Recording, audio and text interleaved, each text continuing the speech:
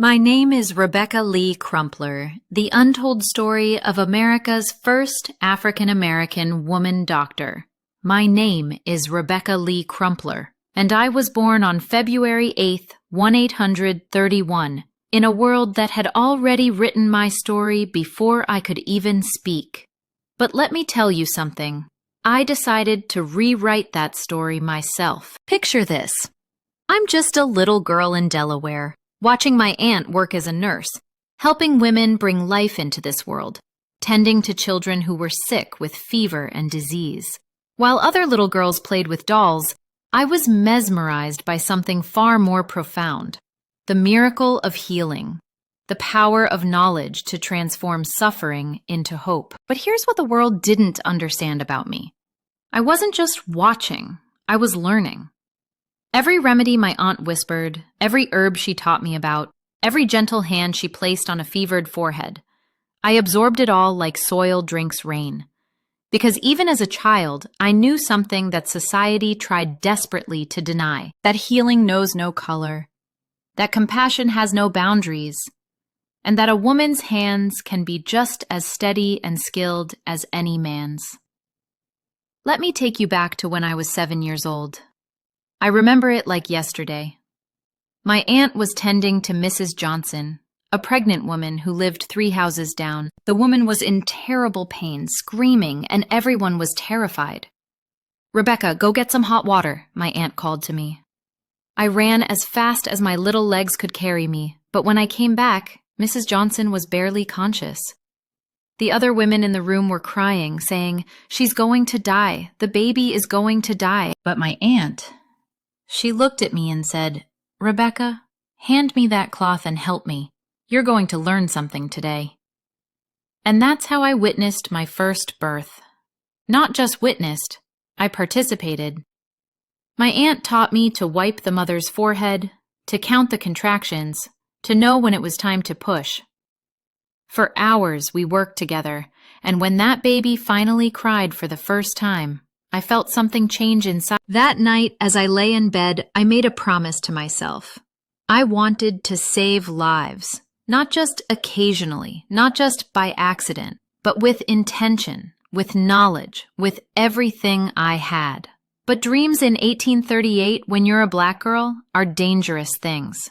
The world had already decided what I should be: a servant, a cook, a footnote in someone else's story. Education for girls like me? Impossible. Medical school? Absurd. Yet I couldn't let it go. Every day I would sneak books from the town's small library, medical texts that the librarians thought I was too young to understand. I would read by candlelight, learning about anatomy, diseases, treatments that seemed like magic to me. A boy from my neighborhood, Thomas, used to tease me. "Rebecca's gonna be a doctor," he'd laugh. "Girls don't be doctors, especially not black girls." I'd look him straight in the eye and say, "Then I guess I'll be the first." The years passed, and the world began to change. The Civil War erupted, tearing America apart. And suddenly, there was a desperate need for medical care. For soldiers, for families torn apart, for a country bleeding from its wounds. I watched young men leave town, some to fight, some never to return. I saw women left behind, pregnant and alone, with no one to help them bring their babies safely into the world. The need was overwhelming, and the available doctors were overwhelmed too. That's when I realized something crucial. This war, as terrible as it was, might be my opportunity. If America needed doctors badly enough, maybe they'd have to look past the color of my skin and the fact that I was a woman. In 1864, I made the biggest decision of my life. I applied to New England Female Medical College in Boston.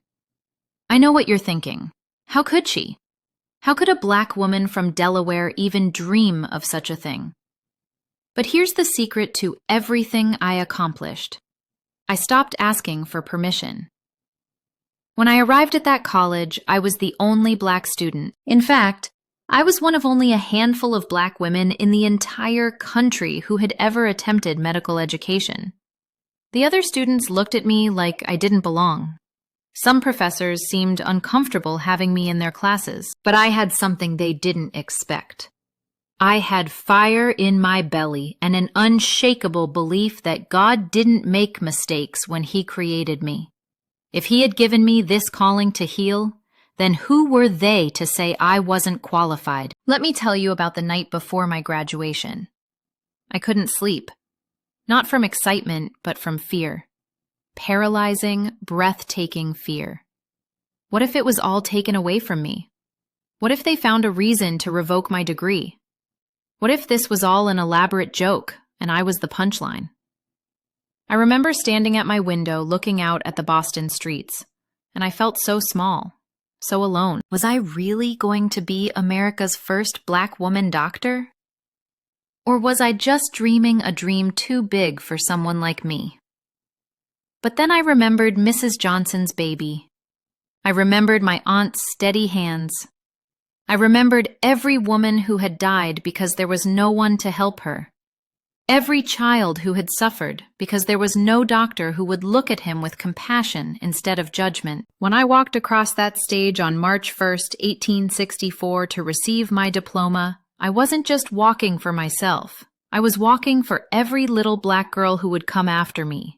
For every woman who had ever been told she wasn't smart enough, or strong enough, or worthy enough to hold a stethoscope. But the real work was just beginning. After graduation, I moved to Boston and opened my medical practice. But I didn't open it in the wealthy neighborhoods where doctors typically set up shop. No, I opened my doors in the poorest areas of the city, where women who looked like me were giving birth in alleys, where children were dying from diseases that could be prevented with simple knowledge and basic care. I'll never forget my first patient as a qualified doctor, a young mother named Sarah, barely 18 years old.